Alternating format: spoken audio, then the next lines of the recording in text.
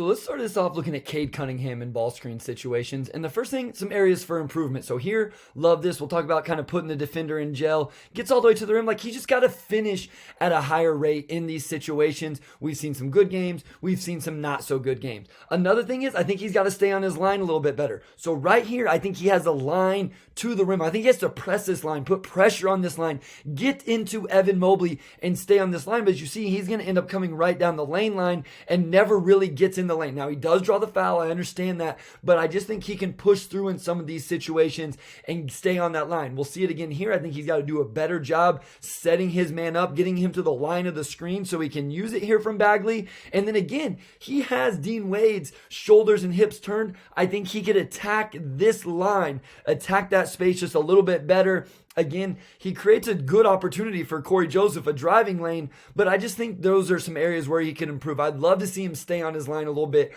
I'll show you a clip later again where I think he can do it. But now we're going to look at the pull-up threes. So this is, he hasn't been super successful early in the year. Again, it's a game. Some games we've seen it, some games we haven't, as you see a miss there. This is something he has to be able to do because you have to force defenders to go over the top of screens and make them pay for going underneath. So here you see Marcus Smart go under it the second time. Cade's able to stop and knock it down. You have to force the on-ball defender to come over the top. So Cade has to keep taking those when they're there, and obviously he has to start making them at a better rate. And then putting the defender in jail. This is something I love to see guys do in the ball screen. He does it really good here on Jaylen Brown. Isaiah Stewart setting one of those runway screens that Coach Casey talked about, and Cade's able to get all the way to the basket. Really good job already as a rookie putting defenders in jail. And I love this here. He's patient, lets Isaiah Stewart where he wants him to, and now he gets the advantage on Cora.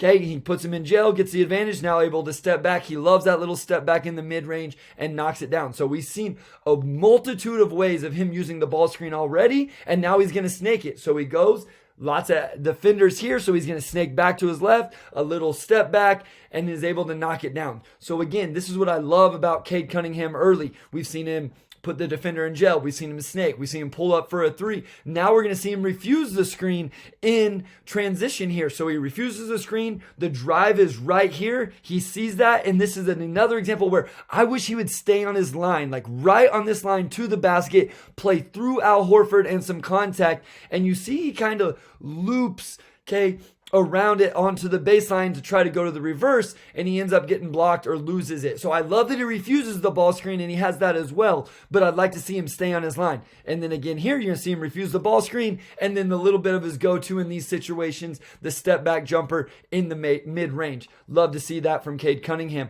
And then I love this as well.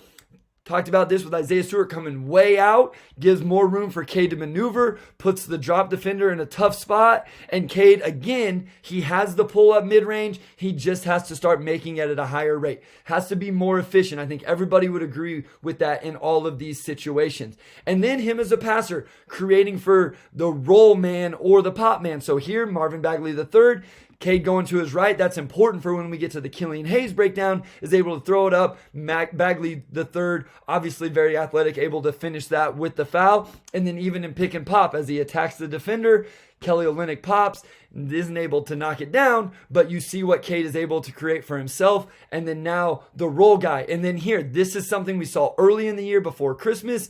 And then here, a blitz. This is in the late in the fourth quarter against the Celtics. That's going to create opportunities for the roll man in the short roll to either go make a play or shoot these little floater type shots that Stewart isn't able to convert there. So you just see Cade Cunningham able to attack in ball screens in all sorts of ways for himself and the screener.